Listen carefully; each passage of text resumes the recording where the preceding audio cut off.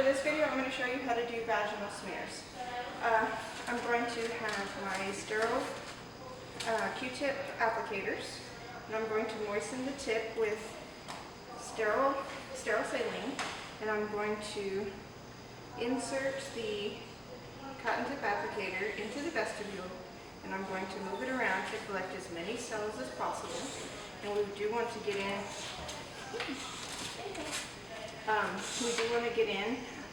Probably in her size, I put it in about this much, so we can go ahead and get way up in to go ahead and see what type of cycle she's in. And then now I'm going to take one of my slides, and I have wiped off my slide, and I'm just going to roll onto the glass in 2 different rows. There we go. And then from this, I'm going to allow this to air dry, and then I'm going to perform my diff quick stains.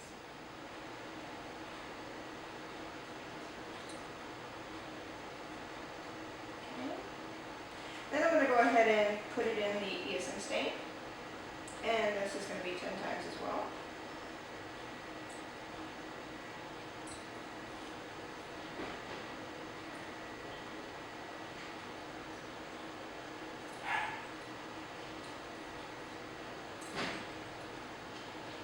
And then last, I'm going to put it in methyl blue.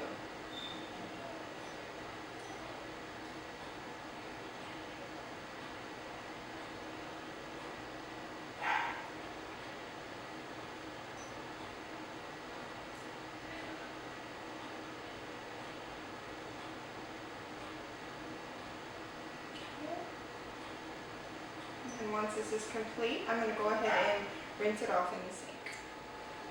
Once our slide is completely dried, I have put it on the stage of the microscope. I've turned the light on. I've turned the machine on so the light is showing it through. And first I'm going to go ahead and use my smallest power to go ahead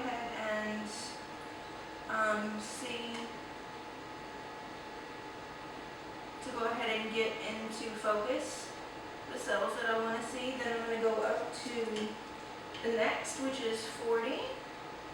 I'm going to go ahead and fine tune that until I see what I want to see. And then I'm going to go to the last stage, which is 100. And I'm going to go ahead and fine tune that just a little bit. And I'm going to go ahead and scan through my slide. And I want to look through a good portion of the slide. Since we did do 2 smears on here, I want to see what kind of a representation of our cells are here. And for this patient, it looks like she's not in her heat cycle. So the main part of this that I'm seeing is intermittent cells and a few parabasilar cells. So, but I don't see any superficial throughout the entire slide. So it looks like she's probably in her anestrus stage. I don't see any superficials. I don't see any red blood cells. There's no white blood cells. Actually, there's a couple white blood cells. But pretty much insignificant amounts. That's pretty much it on this.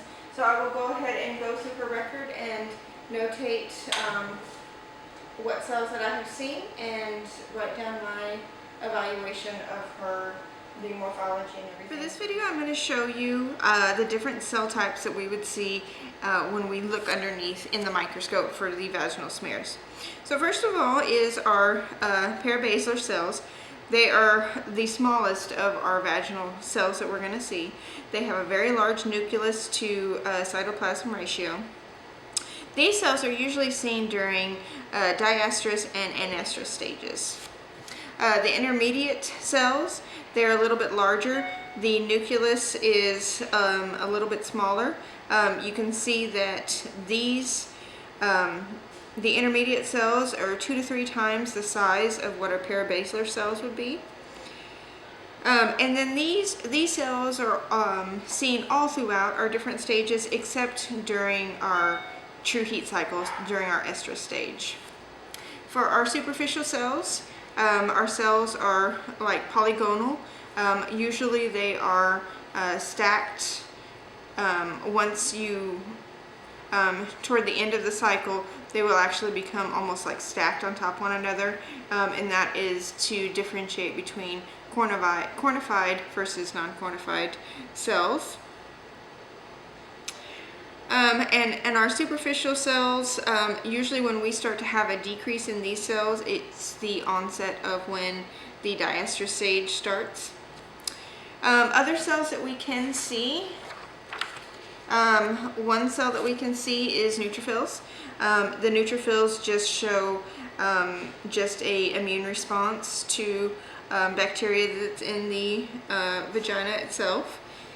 These are usually abundant during the diestrous stages, but they're very rare when they're found during the estrus stage. We can also see bacteria. You can also see rods and cones. Rods and cocci within your sample. And then you can also see red blood cells, and the red blood cells are usually found during the proestrus stage mainly, but they can be found in the early stages of diestrus. That we're going to go over, I'm going to talk about the anestrus stage. So the anestrus stage is composed of when you see the smaller round parabasilar cells along with the intermediate cells. So you may or may not see neutrophils in your particular slide. It just depends on what time or period that your individual patient was in. For our second one, we're going to see is proestrus. So for the proestrus, this is when it's marked by there is an increased level of estrogen within your patient. So the increased estrogen will cause the red blood cells to begin to lyse. So this is the actual part that you'll actually see your patient start to, your owner can notate spotting of the bedding. And this is also a gradual change from your intermediate to parabasilar down to your superficial cells. You're routinely going to see you can routinely see intermittent bouts of bacteria, and you can see neutrophils and red blood cells in there. For our next stage,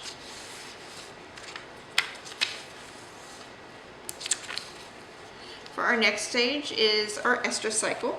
So the estrus cycle, we're going to see predominant the polygonal superficial cells. If your patient has bred within the last couple days, you may see sperm throughout your sample. For our diestrus, this is when the amount of our superficial cells starts to decrease, and we will start to get our parabasilar and our intermediate cells in here. This is the stage where your patient should have ovulated 5 to 7 days prior to becoming in the diestrus stage. So this is one of the most infertile times for your animal if the owners are planning on breeding.